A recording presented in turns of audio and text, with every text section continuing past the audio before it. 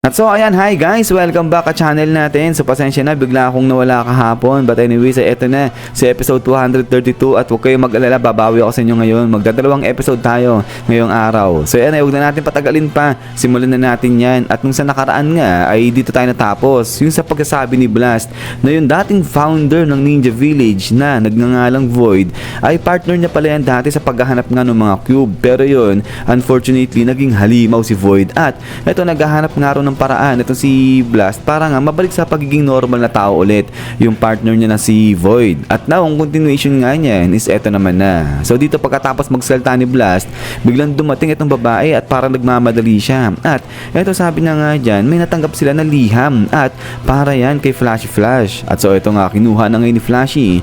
Itong liham, sabi niya nga dyan, isang challenge at galing to kay Sonic. At ito nga ngayon, nung binasa nila, itong liham, ang nakalagay nga dyan ay eto: that man has awakened. He's after your head. Running will do you no good. It's time to settle the score.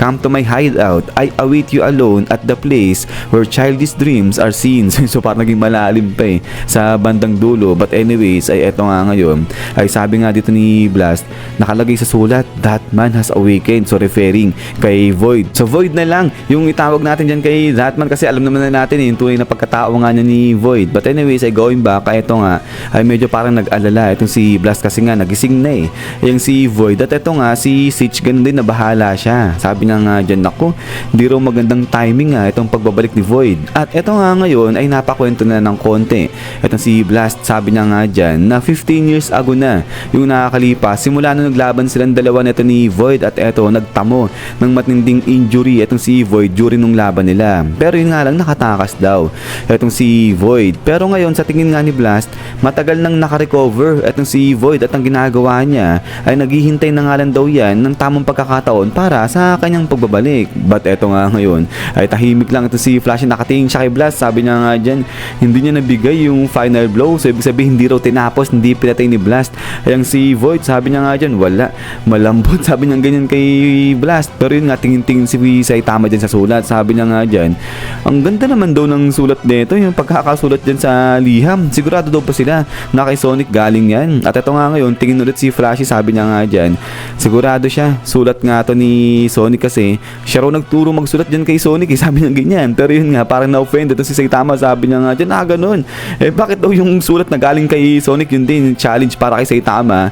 Pangit daw ng sulat, parang baboy-baboy. Sabi niya ganyan. So ibig sabihin to, parang tamad ang si Sonic nung challenge siya. But anyways, ito going back, ay seryoso ito si Flashy at na-focus siya dito sa mga salitang sinabi ni Sonic na I await you alone at the place where childish dreams are seen. So yun, din niya na pinansin itong kalokohan ni Kalbo natin at nag-focus siya dito sa sulat. But eto nga ngayon, biglang salita itong si Flashy. Sabi niya nga dyan na parang nahulog na rin daw sa kamay ni Void ayang si Sonic. At ngayon, parang kinokontrol na nila ayang si Sonic. So possible daw pwede nangyari niyan.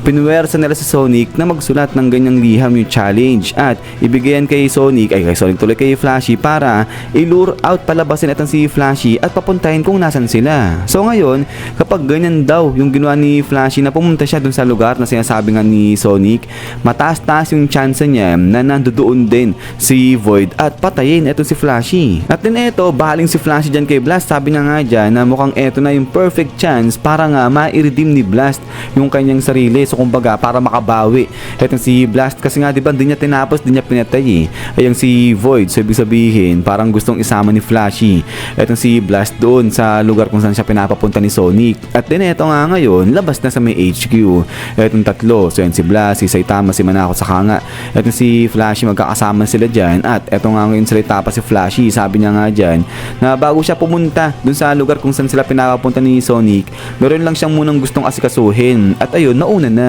etong sila Blast. Pero yun nga, sabi nga rito ni Blast na okay, sige, walang problema sa kanya. Pero ito nga, biglang tanong ni Blast si Flashy. Sabi niya nga dyan, pero yung address ba na nakalagay rito sa may likod ng sulat, sigurado ba talaga na tama yun? Kasi baka mamaya mali, ibang mapuntaan nila. So yung tangu-tangu lang. Ito si Flashy, seryoso lang Pero yun nga, sabi nga dito ni Manako, ano ba naman to sila? Di ba nila nare-realize na mga ninja yung nabigay sa kanila ng sulat? So siyempre, accurate talaga yung lugar kung saan yan sila pupunta. But anyways, ay pagkatapos nga niyan, ito nga ngayon, biglang baling ito si Blast dyan kay Kelbo. Sabi niya nga dyan, paano ka? Kasama ka ba? So yun dito, biglang forma lang ito si Saitama, kulit lang itsura niya. Sabi niya nga dyan na oo, sasama siya kasi total wala naman daw siyang gagawin. At pagkatapos nga niyan is boom!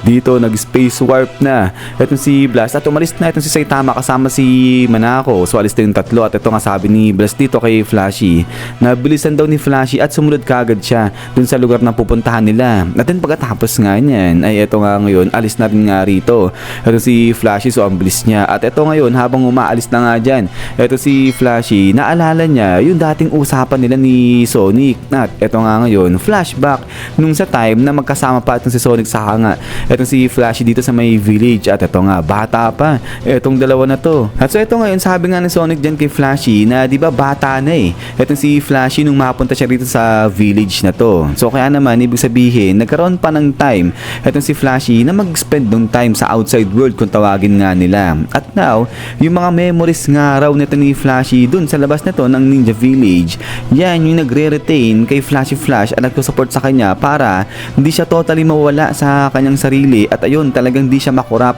ng Ninja Village na nga na to. So unlike daw dito kay Sonic kasi etong si Sonic pala dito siya mismo pinanganak sa Ninja Village. Sa kaya nga sinasabing nito ni Sonic simula talaga nung bata pa lang siya, yun nga pagkapanganak pa lang sa kanya talagang drinil na daw sa kanya talaga yung sistema, yung mga trainings na meron dito sa facility na to. So kaya nga posible raw na baka nagtataka etong si Flashy Flash dyan kay Sonic kasi nga raw hindi siya katulad ng iba, yung ibang kasamahan nila na parang mga robot na talagang sunod-sunuran lang sa kung ano man yung pinapagawa sa kanila dyan sa loob ng Ninja Village. Kasi makikita na itong si Sonic malaya lang siya at meron siyang emosyon, so hindi nawawala sa kanya yan. At ito nga tuloy nga ni Sonic dito, yung mga instructor sinasabi na failure siya pero hindi raw totoo yun kasi itong si Sonic nga raw pinanganak siya na may powerful soul, malakas daw yung kaluluwa niya, sabi niya ganyan. Kaya naman itong Ninja Village yung mga instructor dyan talagang hindi raw siya kayang kontrolin yan. At ito nga ngayon sabi dito ni Sonic na meron siyang pangarap. At eto nagulat dyan ng bahagya ito si Flashy, tingin-tingin siya kay Sonic. At ngayon nga sabi ni Sonic yung kanyang pangarap ay yung mag-climb siya papunta sa pinaka top management at i-take over ay ang buong Ninja Village na yan. At now kapag na-take over na nga raw ni Sonic yung Ninja Village, iti-tear daw niya, wawasakin niya o wawakasan niya yung pangit na sistema ng organization na nga na yan. At ang gagawin niya, magpapalaki siya, mag-aampon siya ng mga orphans na parang katulad nito nilang dalawa ni Flashy at papalakihin niya yung mga bata na yun sa isang open at malaya lang na environment. At ito nga tuloy ni Sonic, yung assassination technique na yan wala raw kwenta yan magamit lang daw yan sa pagpatay at ang gusto nga raw ngayon ni Sonic ay yung talagang may value, which is yung isang kapangyarihan, yung lakas na kung saan makakatulong sa'yo para mabuhay ka ng malaya sa kung anong paraan na gusto mo. At yan nga raw yung wala sila ngayon. At ito nga ngayon sabi ni Sonic kay Flashy, natulungan daw siya ni Flashy na maabot ni Sonic yung pangarap niya na yan kasi kita niya naman daw sa mga mata nito ni Flashy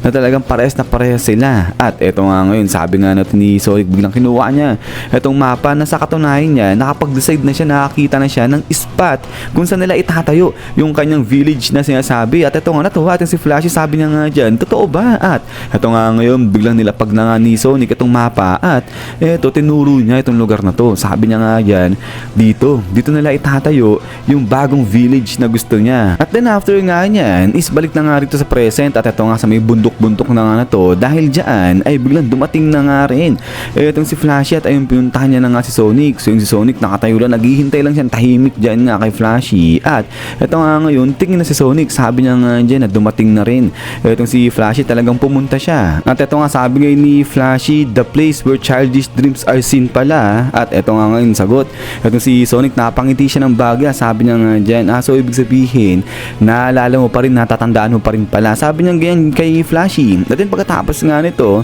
is yan guys, so hanggang dito lang ito sa episode 232 natin. So ayan medyo nagkaroon lang tayo ng konting flashback nga dito sa nakalipas ni Flashy sa hanga ni Sonic, pero yun nga ay goods pa rin naman itong episode natin. So yun guys, ay ulit ay maraming salamat sa paghihintay at saka sa panonood dito kay One Punch Man natin. At ayun ay hintay-hintay lang ulit para sa kasunod na episode ito. So yun, mamayang gabi ay yung sa next na episode naman natin. So yan, so lagi mag-ingat, God bless niyo lahat at kita-kits tayo ulit.